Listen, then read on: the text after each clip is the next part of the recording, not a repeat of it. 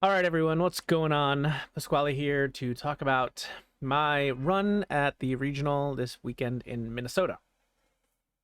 What we have on the screen here is my Ray list from the PQ. Um, yes, it is titled Ray for PQ, triple question mark, because I only decided on it the night before. But here we are. So this list obviously served me really well. My post-event thoughts were that Clone Deserter was extremely strong. Um, Yoda was kind of weak. Restock wasn't needed. Um, and Two Sides was crazy. So that was kind of the analysis of the whole thing.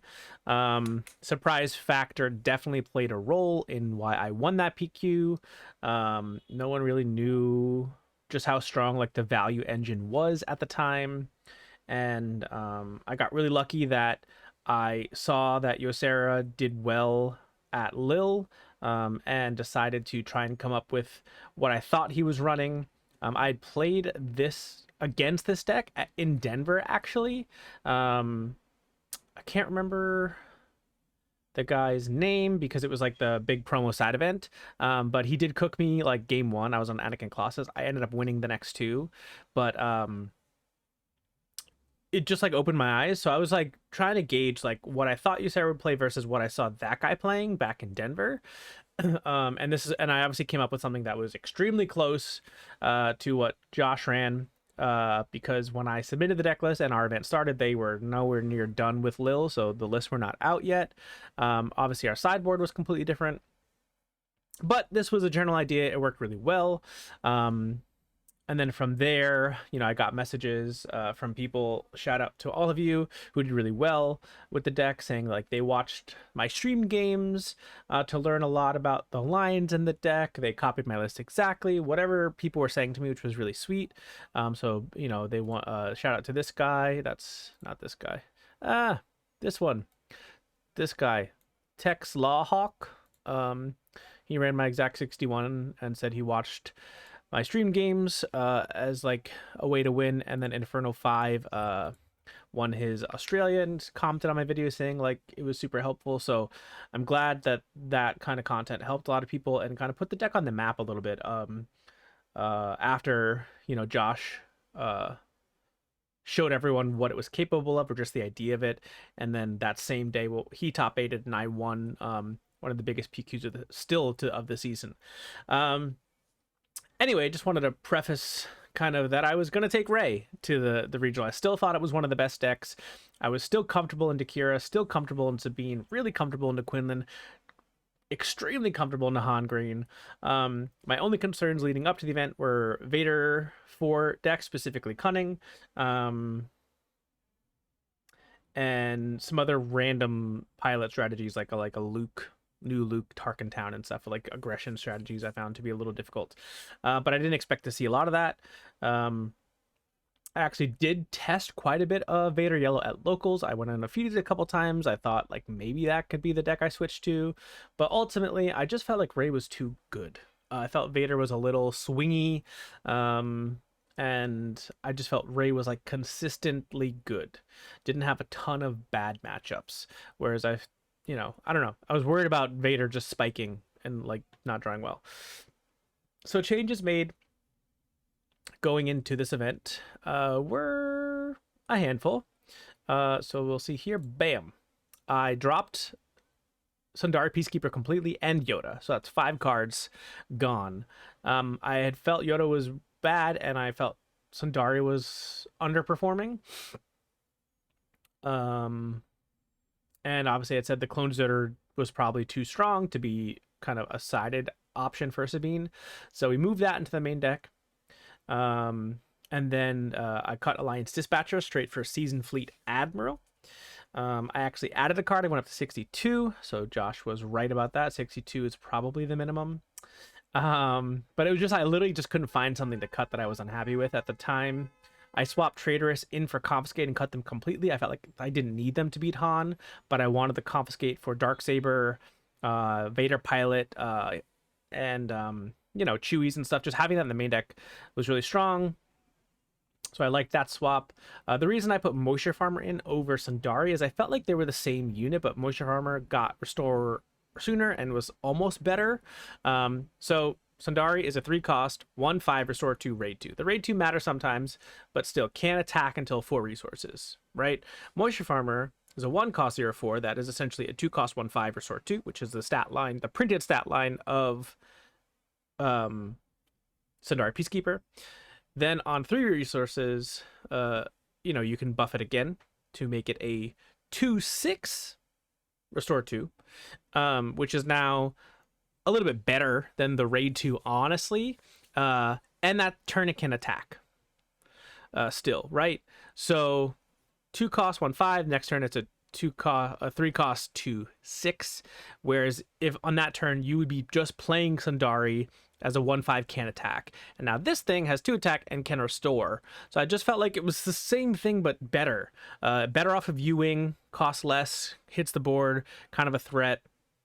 Certain matchups becomes like a must kill for like Sabine and stuff, so it's going to trigger your Spark of Hopes.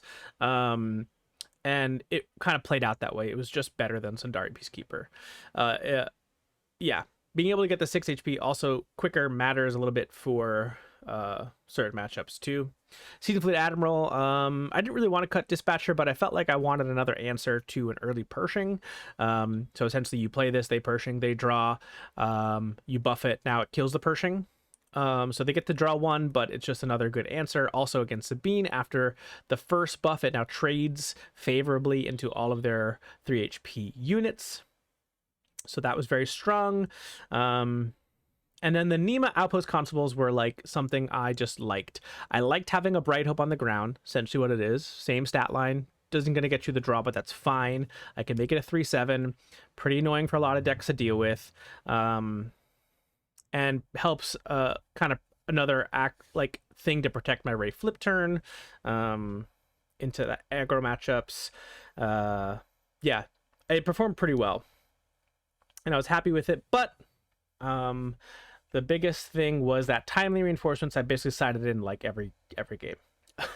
So if I could go back and do it all over again, timely, which I put in the side deck, would probably be in the main deck over the Nemas. It was just insane. I basically was siding it for Kira and the Mirror.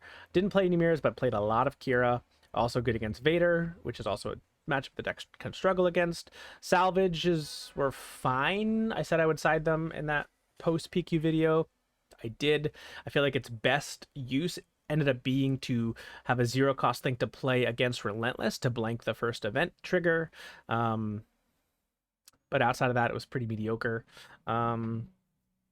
Yeah, third takedown ended up in the main as well. That was kind of the 60-second card. I felt like I wanted to put it in. So this was the list. I changed some things. I did not miss Traitorous at all. Didn't miss Peacekeeper. Didn't miss Yoda. I was really happy with how the deck played, but I wish Timely was in the main over the Nemas, even though they were quite good. Timely was just crazy. So that is kind of my thoughts on the deck.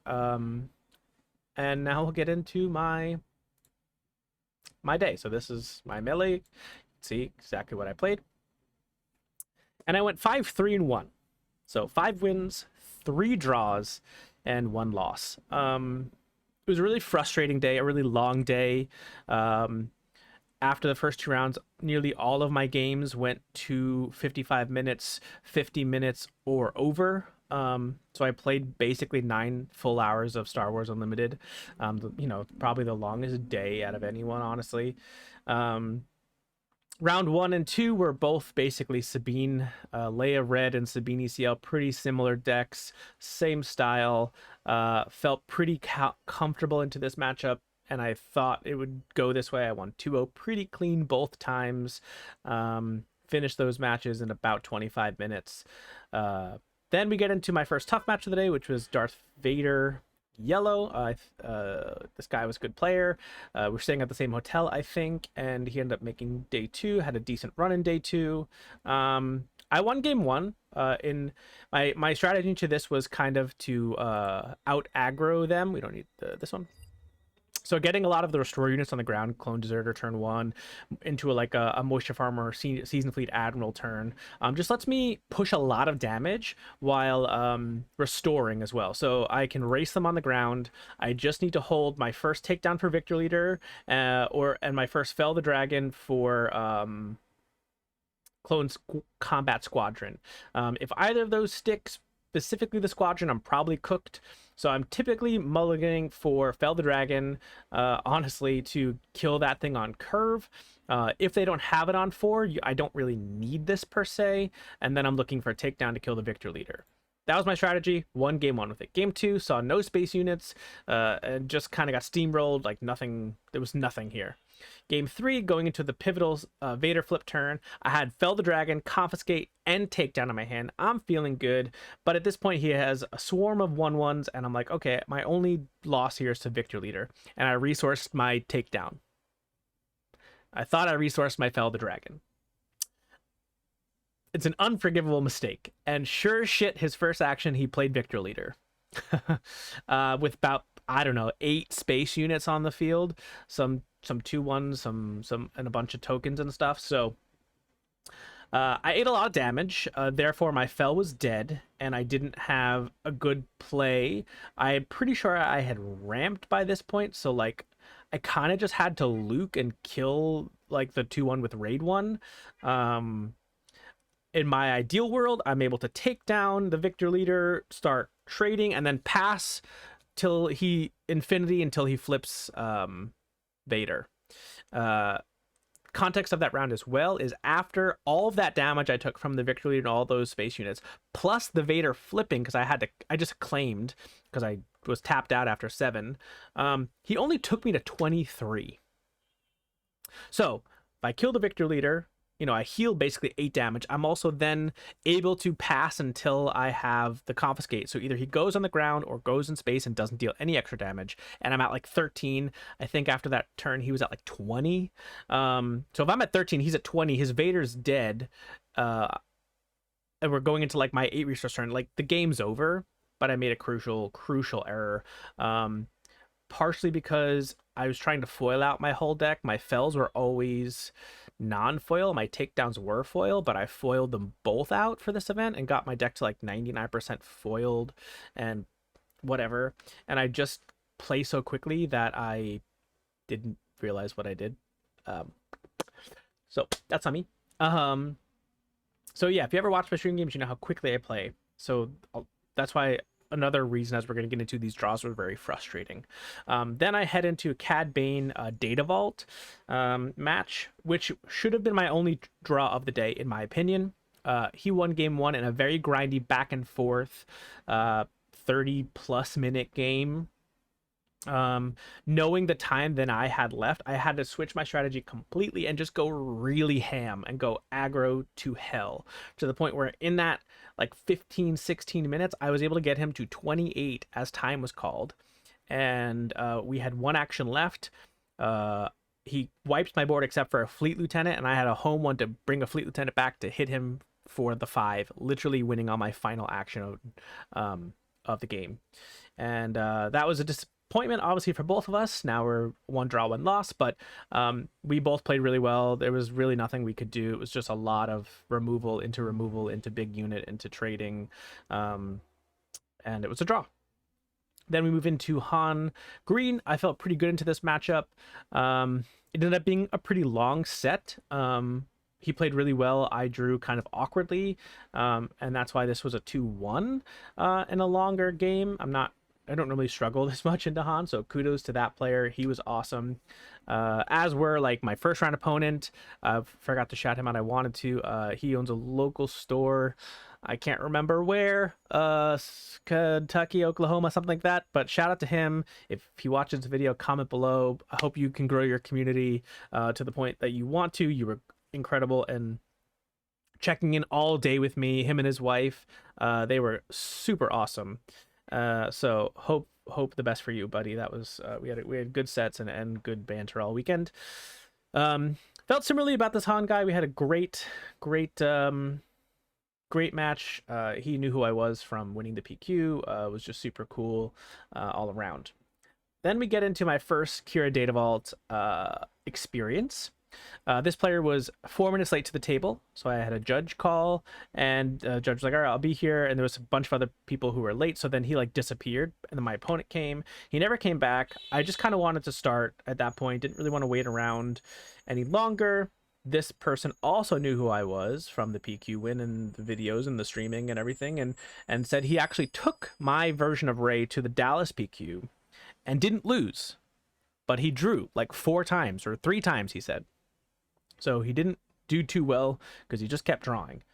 And here you are, 4 minutes late to the game. By the time you shuffle up, it's 49 minutes. I should have then recalled the judge at that point to just make sure we got an extension, but we just started playing.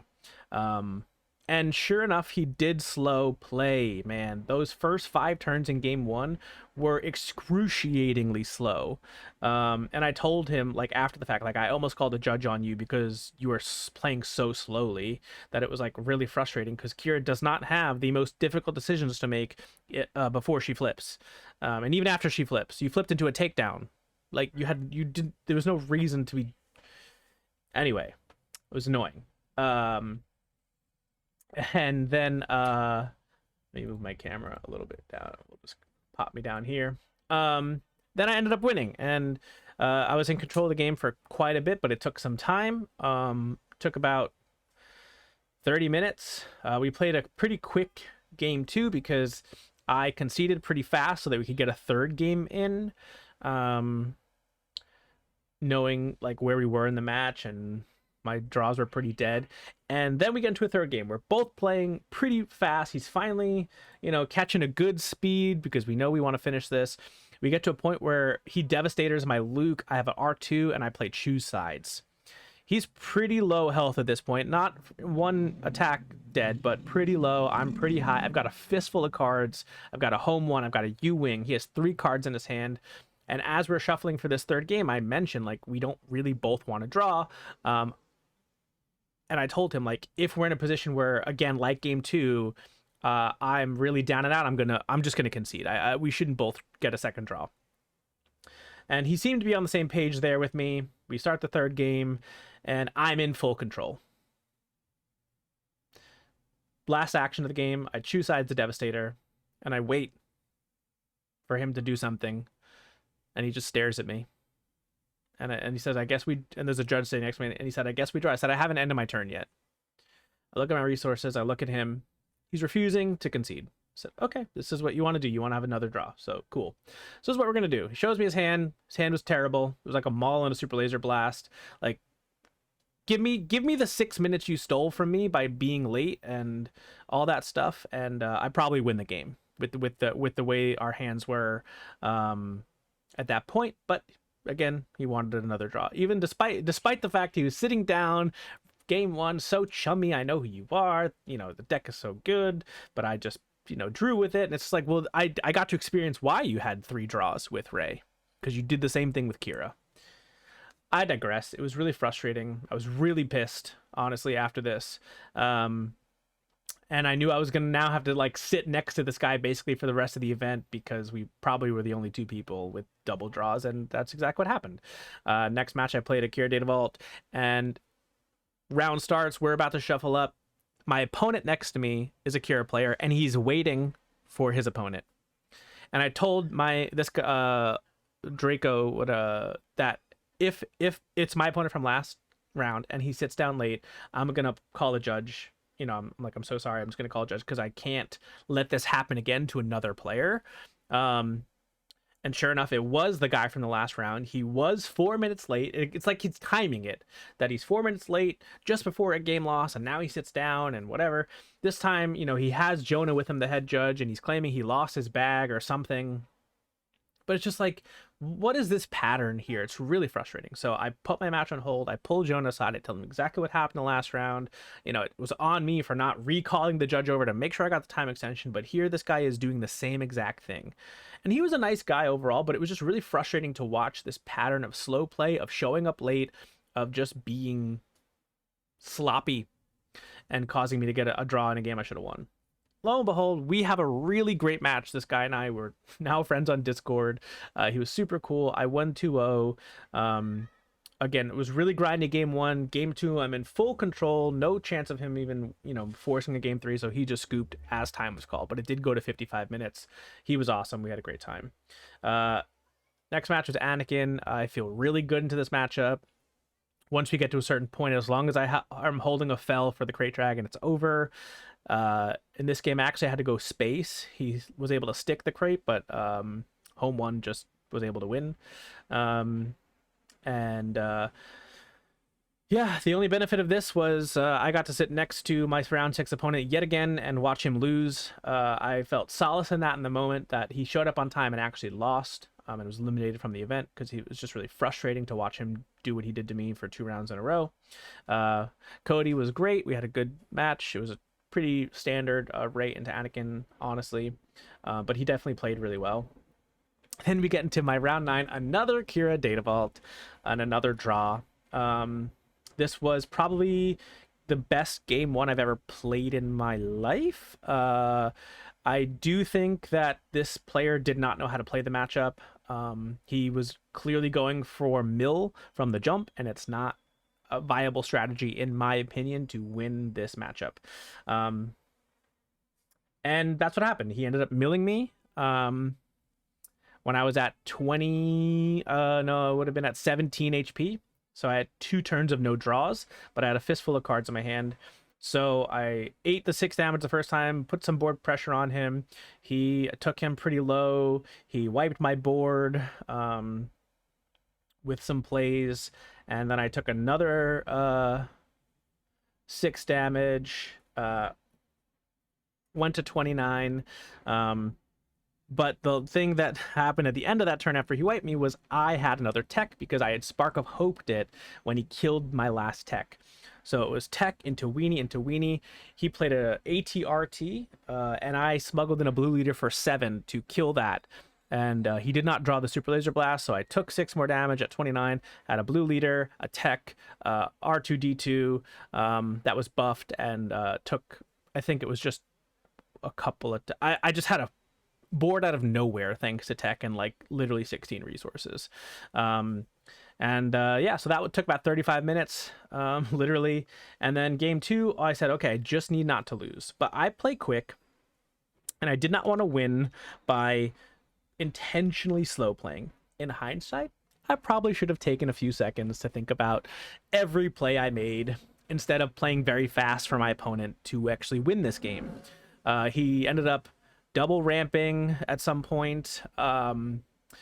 But again, it's like he didn't know how to play the matchup, and that's why I was so frustrated to lose this way and be knocked out this way, because like he flipped Kira dry into a takedown again, and then next turn with 6 resources played Vigilance and chose to mill me when we have like a 10 minutes on the clock left.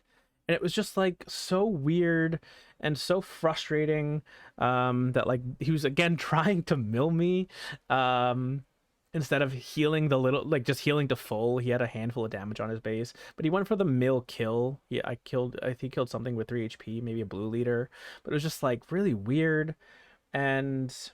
But because I was playing very quickly and giving him a chance and an in, when he double ramped, he was able to get Relentless next to an Annihilator and put a ton of damage in space. And I wasn't able to kind of buy any time with like a Bright Hope or anything. And he literally, again, won when time was called.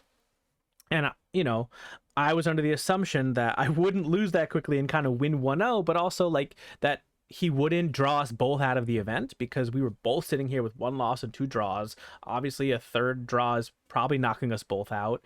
I won the crazy game 1, and I just assumed he would probably scoop instead of really fully playing out the game 2. So I was definitely upset after it ended, and then he did find me to let me know that his breakers were insane and he was 64th, so he actually made day 2. So I was not as salty as my round 6 opponent in the end because it did work out for him. I thought he eliminated us both almost for no reason when he could have just scooped me after that crazy game 1, because realistically there was no way we were finishing a game 2 in like 15 minutes. But I did him a favor, I guess. Lesson learned. I'll just take a little bit more time, the time I'm technically allowed, and win. But I did what I thought was right for my conscience in the moment, and it kind of bit me in the ass. Um, Unfortunately for him, he did get another draw next in day 2, and that ultimately kind of knocked him out. And it's just like, it was just a frustrating event. I kept playing against these players that didn't know what to do in a sense, and kept getting draws, like so many draws. Um, while I'm playing, I know my deck takes time, right? Ray is a deck that takes time. I have a lot of little actions, but I'm doing them quickly. I'm taking the shortcuts. If I hit RG2C3 Brew, I'm just gonna draw the card instead of like going through everything, right? Because I know, I've explained, I explain it and I just draw the card, and like we're not doing the whole dance. I'm buffing really quickly. I'm making my decisions quickly because I know these matchups in and out.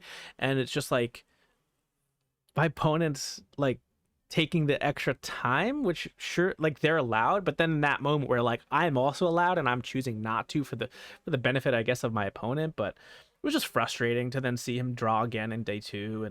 And knowing how well I played, I only had one real loss. That again was kind of my mistake, like with the whole misresourcing. It was just a pretty frustrating event for me to have that many draws. Yeah, and feel like it really wasn't my fault. I played really well. I kept winning all these game 1s and then giving my opponents ins by basically playing too quickly for their advantage. To then feel like I was disrespected a little bit by the way that they were like, I know you, da da da da, and then but like not scooping when I don't know. It was just weird. I didn't like it, but they did what they had to do, and it worked out for him in the end. He got his day 2, his tickets, and the whole thing.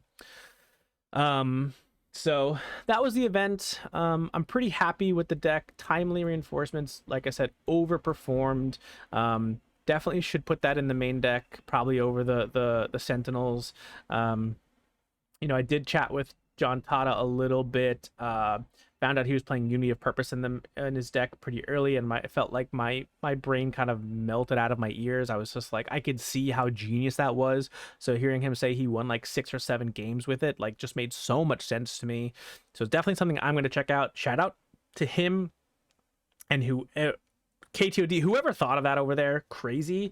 It just makes so much sense. Like if I would have had that, probably wouldn't have had the 2 draws into the Kiras, to be honest. Even though I still won the game 1s, definitely crazy tech, but timelies were really, really, really, really good. So I can see this being a main deck card now. Yeah, I just, that's kind of what I have to say about the event. It was really fun. I was definitely, again, just to go back real quick, I was also surprised to see John Tata playing Ray. I did see some Discord comments where it seemed like he definitely thought the deck was not that good, especially into Kira. And if you look at the matchup spreads of the data, Ray actually had a winning record into Kira for the event. So, and I think was like the #1 converter at the event. There was only like 17 data vault rays and 24 rays in total, and I think it had the most day 2s to day 1 ratio. So deck is really strong. Will I play it moving forward? I don't know. I think set 5 has a lot of cool stuff. Ray's obviously getting a lot of cool support with a lot of 2/4s with restore and other good effects, a 2/5 that she can make a 3/6. Like, it's tempting. But we'll see. I have a lot of ideas, and we'll see how the rest of the cards get revealed and it all shakes out. So that was my event. Little disappointed in that, but I lost once. Should have won 2 more. But so apologies for a little bit of the disappointment. Maybe some of you thought I'd do better as well, but wasn't meant to be given my opponents. And on that note, I do want to address the controversy surrounding the end of this event. I've been pretty vocal on Thork's video and in other channels about how I feel about it. And, as someone who plays on the East Coast of the United States with a lot of these KTOD members and is pretty local to Wu, also known as Ophir, his real name, I've gotten to know them, right? This was my first event representing McClunky. I've officially joined that team, and that was a blast. I had a really good time with everyone, so shout out to Tim and Claire and the team for making it extra special. I had a really good time getting to know some of the people I had never met before. Not a lot of our players went, but those that did definitely made it a little more fun. On top of all my Hex and Co New York City crew that a lot of us did go, and that's kind of in my like fake team, like all just our locals, but there's nothing official there. So this was the first like official event that I had with a team, right? And before that I had just kind of been this solo player traveling to tons of PQs and events, always going X2, always at the top tables, topping at least one PQ each set, and finally winning a PQ. So I've gotten to know these players as like competitive peers. I've played a lot of them. I played Alex a handful of times. I played Ophir, like I said, at locals, but also at these big events. I was one of his 2 losses in Denver was to me round 1. He's beat me at least 2 PQs. Alex obviously beat me, streamed top 8 of a PQ, and he was one of my only losses in Swiss in that same PQ, and so on, right? I've played Bobby in top 4, he beat me. But I've gotten to know these players and their integrity and how they play the game, and it's just really frustrating to see in the community at large and a lot of people who weren't there spin Alex's concession to Wu as this big master plan of throwing for Ophir, of giving him a better matchup. And as someone who was there now on a team that was streaming a lot of these games and therefore like near those tables pretty frequently, and has now considered these other people friends, I can 100% say without a doubt that is not what happened. You cannot like the fact that Alex concedes, but there was no, as I've said, there was no secret handshakes or dark room. No one was like on their phone like texting each other in secret. There was no team huddle about what do we do, how do we get everyone to the top 8, how do we win the thing as a team. It's literally none of that happened. If you know Alex, you know he likes to be comfortable. He gets tired after these events and just doesn't care anymore when it comes down to playing against teammates. We know recently Ophir won a PQ, and in the finals he was playing against Alex, and Alex just scooped because there's no glory. Alex already won 3 PQs. He's topped a ton more. He doesn't find glory in beating his teammates. He just doesn't, right? They both had their bye. They were playing for a mat that he didn't really care about, some extra, an extra promo he didn't really care about. And at this event, the big thing was top 8, right? You wanted to win the flight, and they all got that already. So what else were they playing for? The glory of it all, which we've already established he doesn't care about. Sure, he wants to see his friends do well and whatever, but at the end of the day, he is allowed to make his own decisions, and his decision is, I just don't care to beat my friends in a large event in a top cut setting where I've already won the prize I came for. And that's simply all it was. To Wu's dismay, literally pacing around the event, coming back and forth to like the stream table, like what's going on, what's happening. Like this man was stressed out. He would have much rather, and begged Alex to play the top 4. Alex just kept saying no. But clearly he much would have rather had his mind on a game in front of him while there's another game going on, trying to make it to the finals, as opposed to just being gifted the finals and then having to stress out for 75 minutes. So the other narrative that like this is a big advantage for him, maybe for some people, but I'm also of the mindset of Ophir where like, if I've got to sit around for a very long time, 1, I'm going to get really exhausted, and 2, I'm going to get anxious. I'm going to have to like poop and stuff, like, all the things that happen on your insides when you are just kind of getting nervous. So I know he's claimed that as well, and I know that to be true as someone was there talking with him, talking with everyone. Like, that's what happened. Nothing was done behind closed doors. Everything was done in the open, and it was done immediately. There was no question of, well, who can beat Ray if they beat Tada, or who can beat Tada, so like, whatever, between the two of them, like who's got the better matchup into Ray. Literally didn't happen. To further that point, obviously knowing these players, playing with them locally, playing with them at these big events on the East Coast, and knowing what happened at the last PQ that they both went to, when Alex made day 2 and won a couple rounds, I'd asked him, like, what's going to happen? Are you going to play out top 8? Like, it's looking like a lot of you guys are going to make it. Are you going to play? He said no. He said, maybe I'll play a round or two, but like I just don't care about winning this thing at this point. I'm just gonna scoop.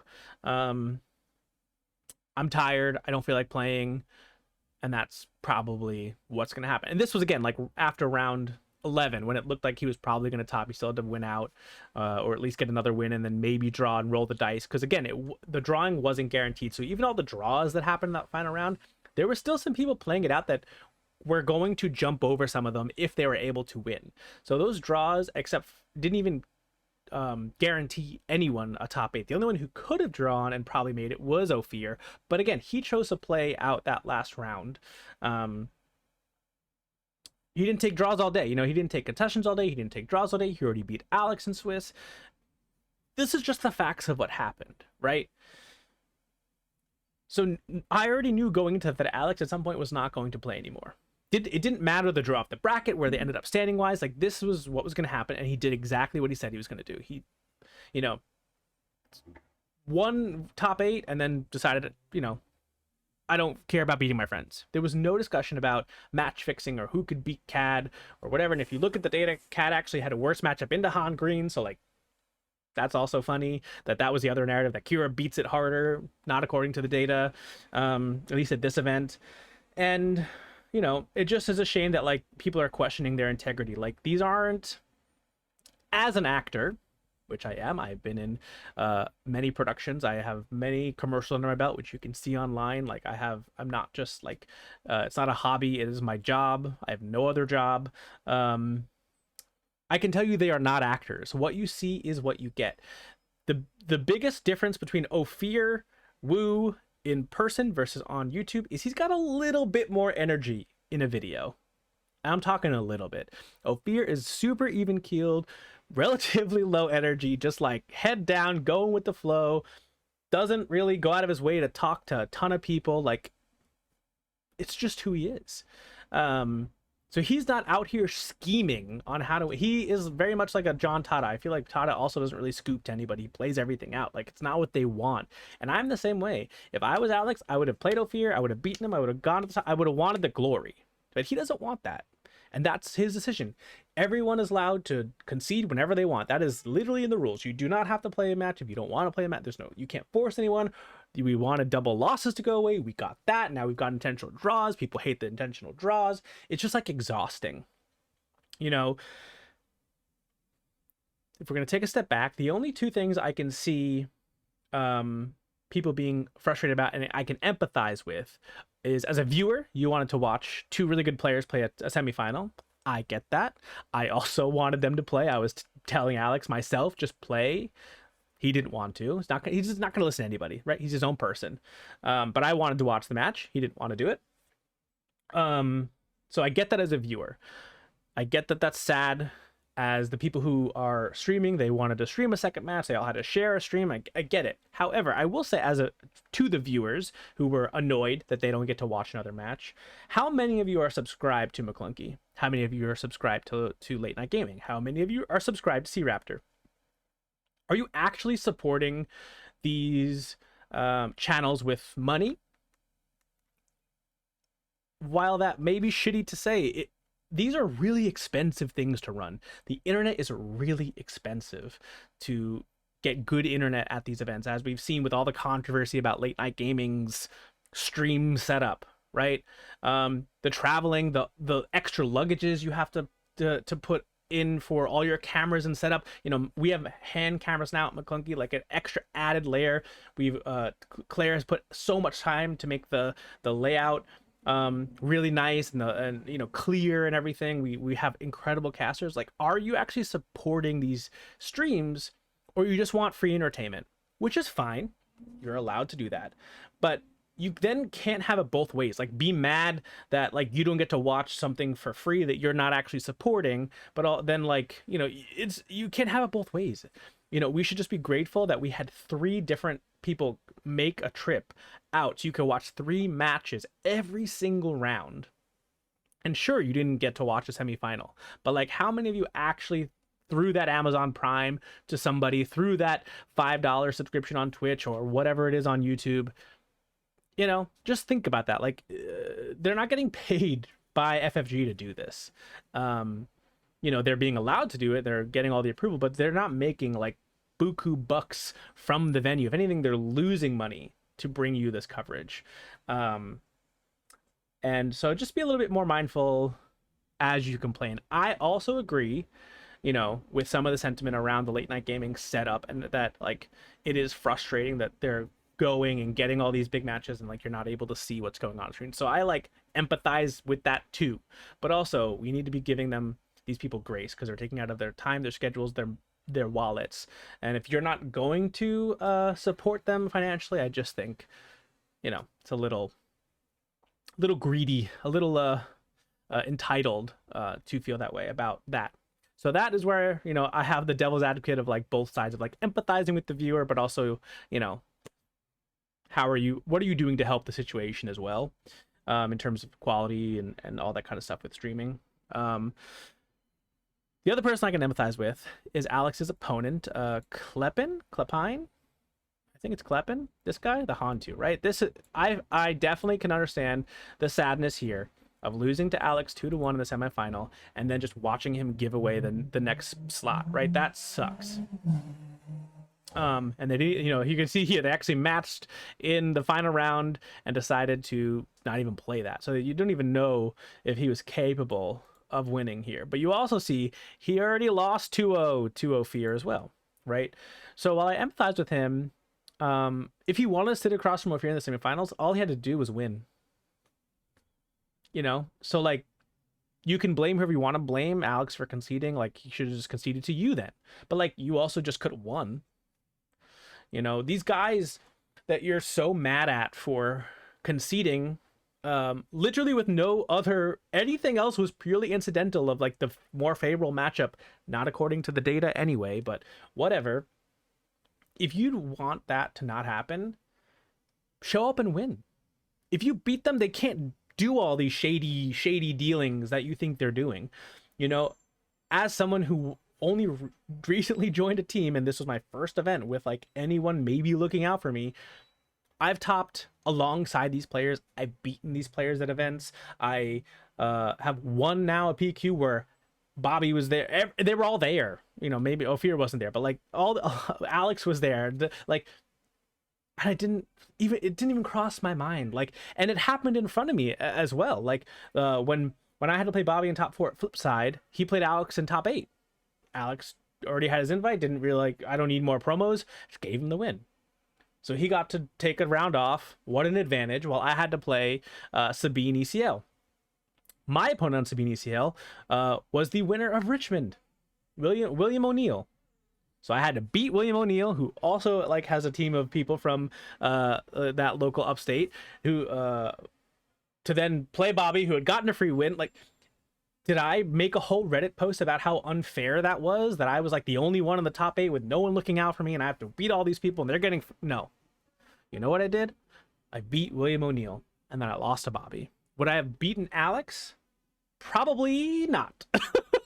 Maybe, I don't know. I felt pretty good. He was still on Hanyal. I was on Anakin 30. I felt really good into Anakin. So like, yeah, maybe if Alex played it out, beat Bobby, made his friend pissed that he didn't even give him a chance to get his invite, even though he's been working so hard, and then he loses to me, like maybe then I win the whole thing. Because the guy who won was Nicky Morgan on Kira, which was part of Williams' team. The last time I played Nicky, I actually beat him. And that, again, was set to PQ at that same location. You know what I mean? But it's just like, I have been, maybe it's because I've been in the thick of it with these people. So like, I already kind of know what's going to happen, that like, they don't really care to beat each other. I just don't find that shady or wrong, because again, it's not like they're like, who can beat Pasquale, who's got a better matchup into Anakin or Ray or Han Yellow, whatever deck I'm playing at the freaking time. They don't, there's no conversation, there never has been a conversation about any of that, and there wasn't this weekend. So for everyone to just like make this event like super questionable, ruin, try and take away from Ophir's dominant performance, like this was domination by him, is crazy, and really upsetting to me personally. Just, I don't know why I'm taking this so personal for these people. Like, he went 15-1, 31-7, 7 games he dropped, and you're gonna tell me he only won because of Alex conceding to him?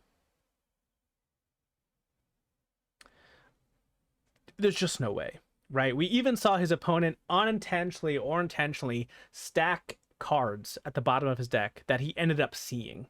And even that wasn't enough to win. Whether that was intentional or not, I don't even care. That should have been the controversy, that Raytan cheated or tried to cheat in the final to get an advantage.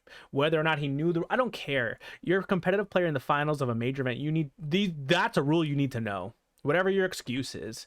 But that's not what we're talking about. We're talking about Alex scooping to Wu, his friend, his teammate, where he's done it before, he's done it tons of times. He just does not care about beating his friends. That is literally the simple fact of it.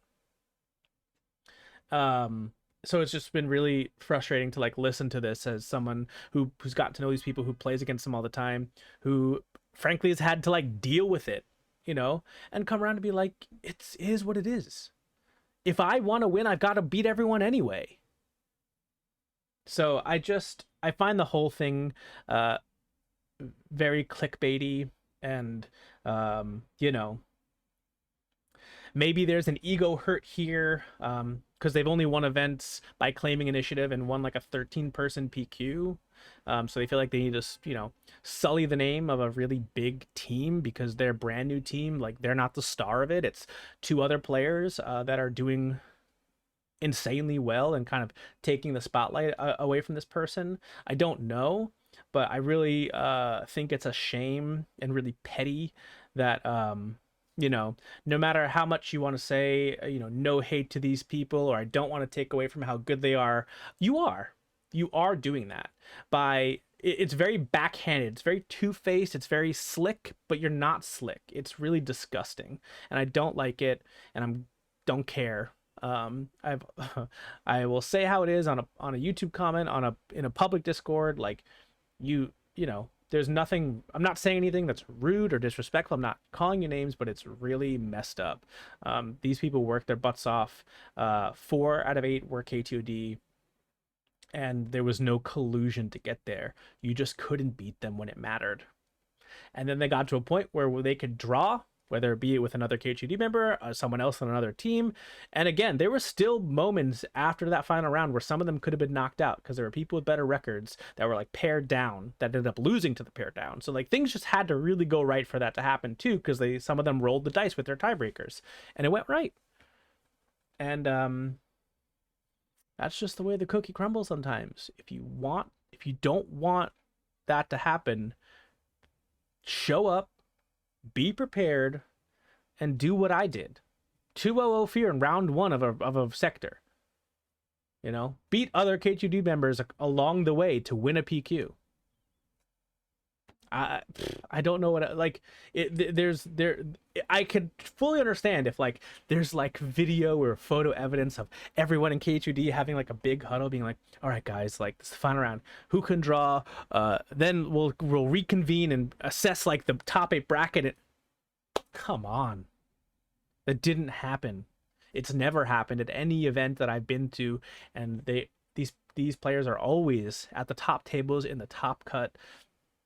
And I have nothing to gain here. I'm on a team. I have no interest in joining KTOD. I'm not a member of their Discord. Sorry, I love you guys. It's just silly, and I really hope that if you're salty a bit about this, you really like think about why.